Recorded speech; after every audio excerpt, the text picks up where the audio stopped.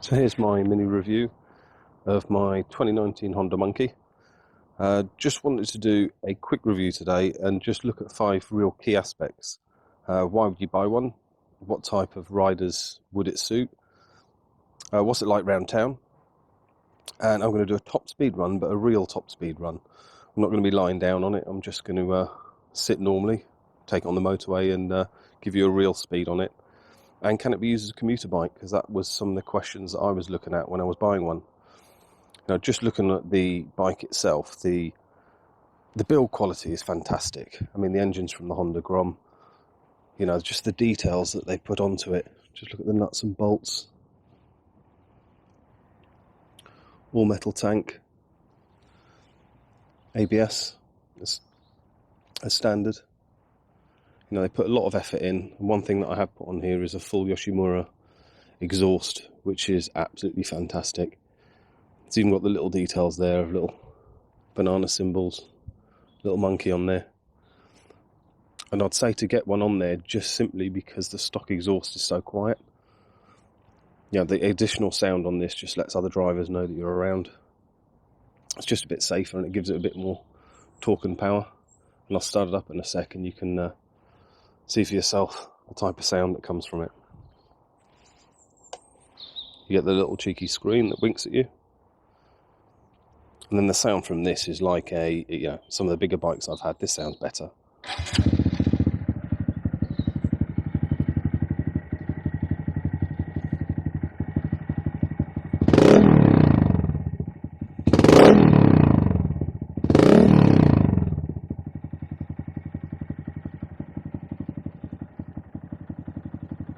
It's only done 468 miles, so just kind of the end of the bedding in period. And I'm now going to take it out on a road review. So here's the first part of the ride review. And the first question really is why buy one? I can certainly tell you why I bought one. It's more nostalgia and passion.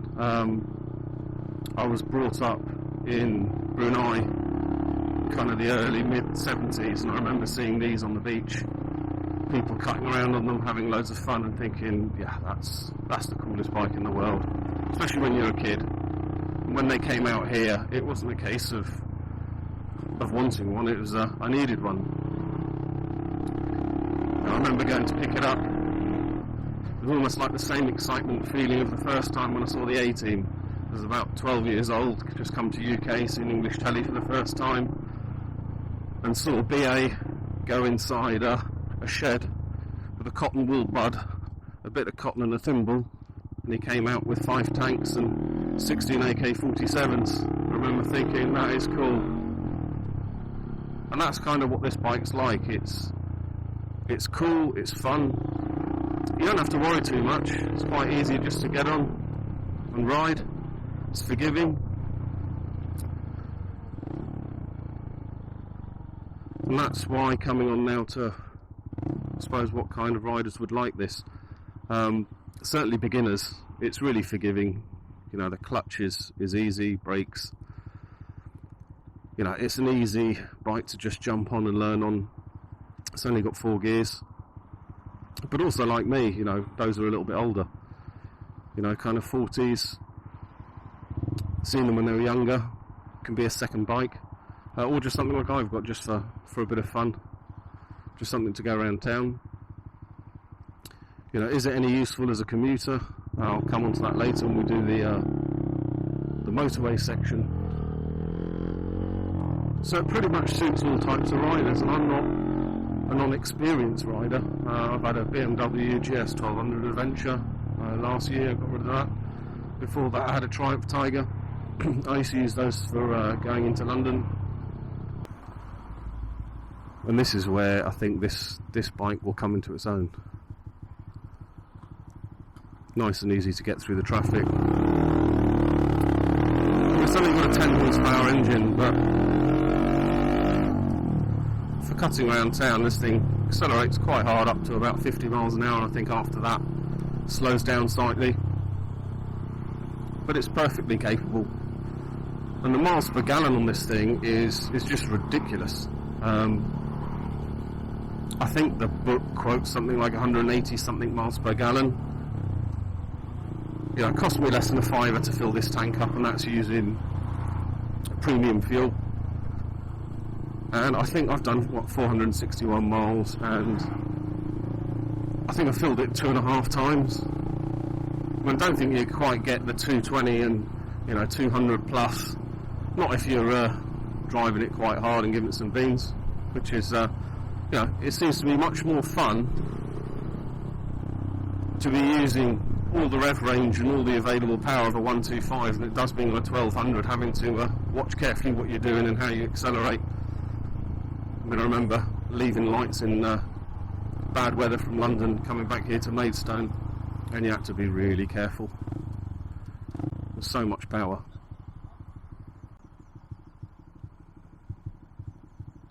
It's a normal December day, pretty muggy, bit of rain, not much wind.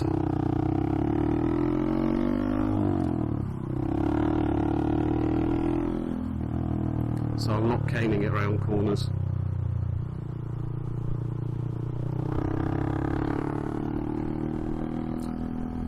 And this is where this little monkey makes things so easy.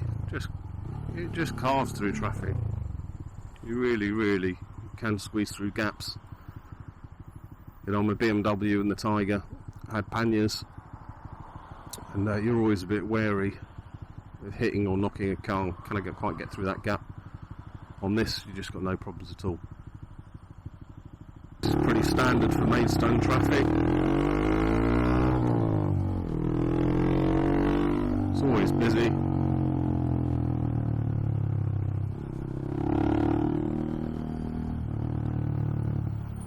Let's see. The old congestion's here. Not really something you need to worry about. You can see there's been quite a few cars pull in for me, so they can definitely hear me.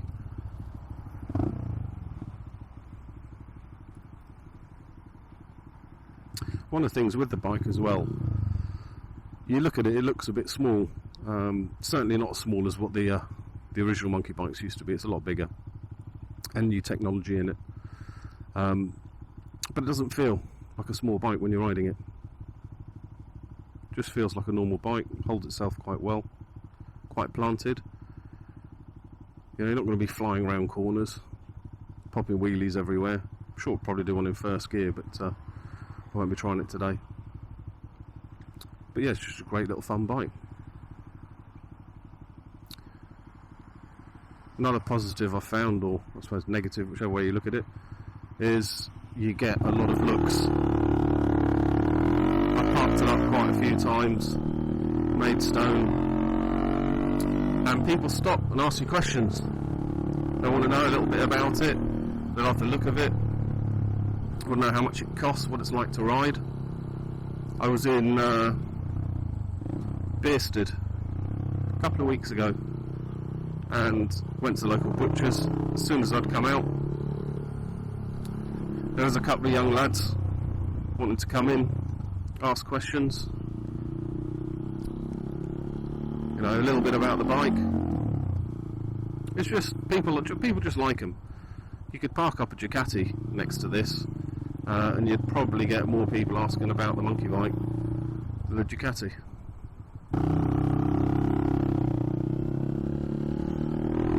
That's the town section over. Next is going to be a top speed run, but I'm going to do a proper top speed run. I'm not going to be surfing the bike, looking like a knob, trying to make it go as fast as possible. That's not real time, so I'm going to be upright as I would be normally riding, and let's see what kind of top speed we'll get out of it.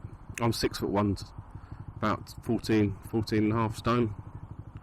I'll work on that in the new year, might break it down a bit, but we'll see what happens. So average rider. So I'm just gonna take a left turn up here, then we'll give it a top speed run. I'm not sure what the audio will be like coming through, because I've kind of got everything just stuck inside the helmet using sticky tape. Hopefully it'll hold together.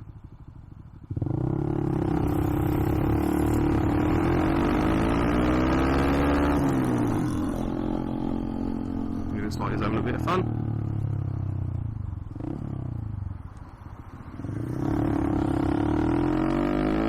It's a bit wet today, so as I come around this corner, I'm not going to be taking any chances. Take it nice and slow, and then I'm going to pin the throttle as soon as we get around the corner. It looks like there's a bit of traffic, so let's see how it goes. So onto the motorway section here. It starts with a downhill and then goes straight. So I'm going to pin the throttle now. Okay, up to 50, 60. Over 60 now, 65, 68, 70, 71. That's not bad at all. And a steady 71. Do you know what? It holds itself quite well. Doesn't feel tiny or wobbling anywhere. Down to 72. So that's downhill. Let's see what it's like on the straight section. We're doing a constant 70 still, downwards. Flat section.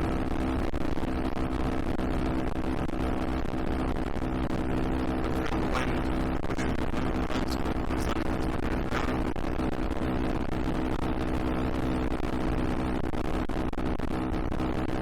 about 68 now.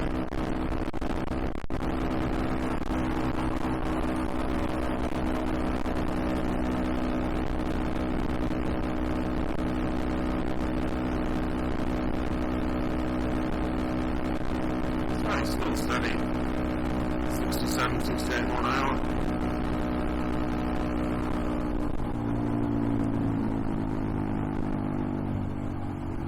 Now in the 50 zone.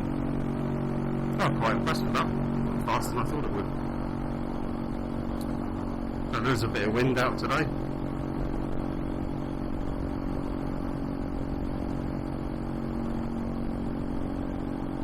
So some people have been asking questions on YouTube about whether you can use one of these for commuting. If I was commuting on this, it would be from Maidstone to London, central London. And for me, it'd be absolutely perfect if I wanted to use it for that. It's comfortable enough. And to be honest, this M20 here down to the either A20 or A2, depending which way I want to come into London, the traffic's not going to be going faster than 60 anyway, at best.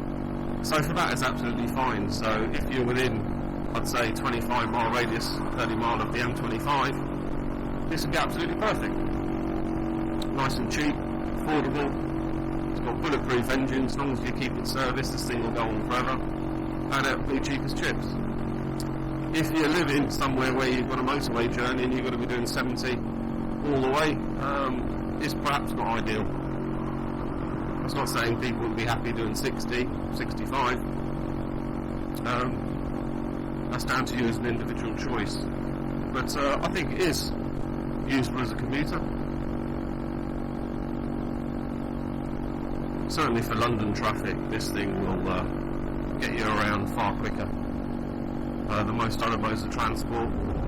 I think Honda have made some accessories where you can get a little luggage rack for the back. I did phone up to see if they had one at my local dealer, but I believe they've been recalled. Didn't tell me why, but they will be releasing another one, and as soon as that comes out, that's something that I'll look at getting completed and put on the bike. I hope for any of you looking to buy one of these or just want to know a little bit about that's helpful. If you've got any questions or you're one of my massive 8 subscribers, then leave me a message and I'll answer it as soon as I can. Thanks.